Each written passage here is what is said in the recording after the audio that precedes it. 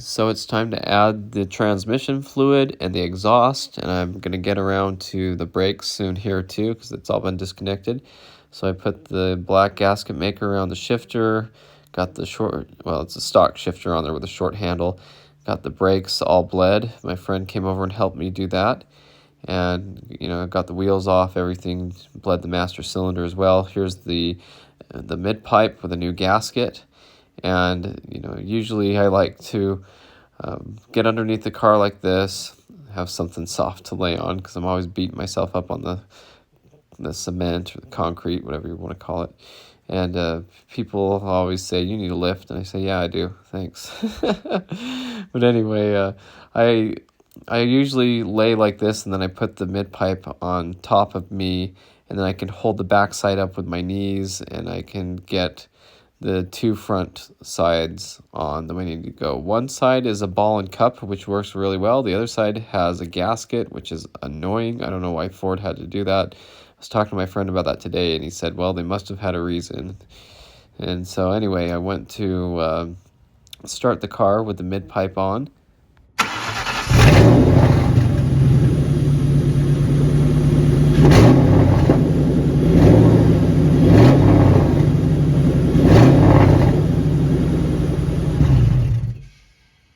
And so that sounded pretty good. I made some adjustments, tried to make sure it wasn't leaking at the gasket or anything. And it kind of makes a ticking noise when it does. It's really annoying.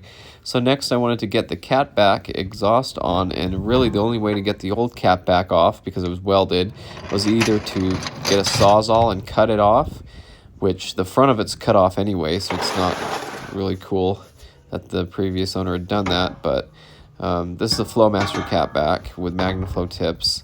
Well, it has one MagnaFlow tip left, but on the driver's side there. But anyway, the best way I figured to do this without cutting it, because I didn't even have my Sawzall.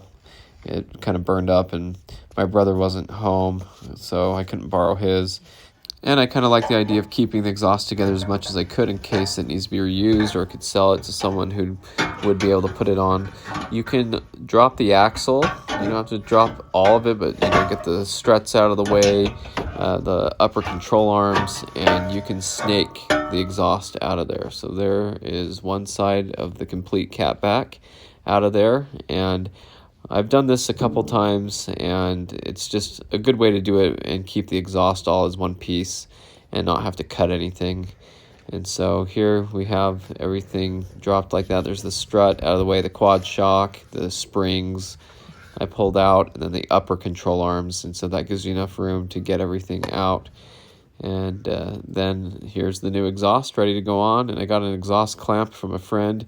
It was a little bit big, so I had to make some spacers to go around it, but that's okay.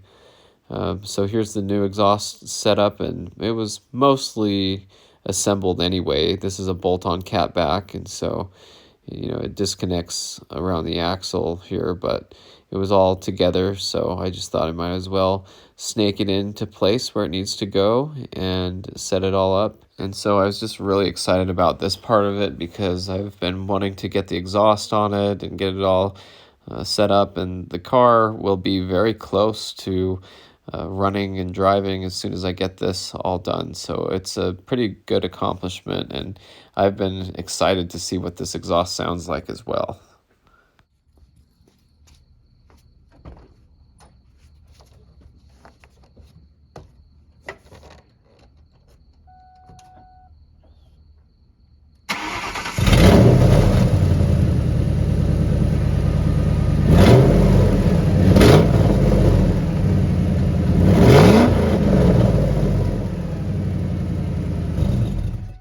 So that sounds pretty good. Has a couple leaks between the mid pipe and the X pipe, and you just straighten out stuff and snug it down and stuff. But at least it's all on there now, and it's looking pretty good. So I'm very happy about that. And the car sounds good, and so just have a few more things to do. And, got a lot of little things to do to the car, but now it's running, has the exhaust on it, has the drive shaft on it, has the brakes bled.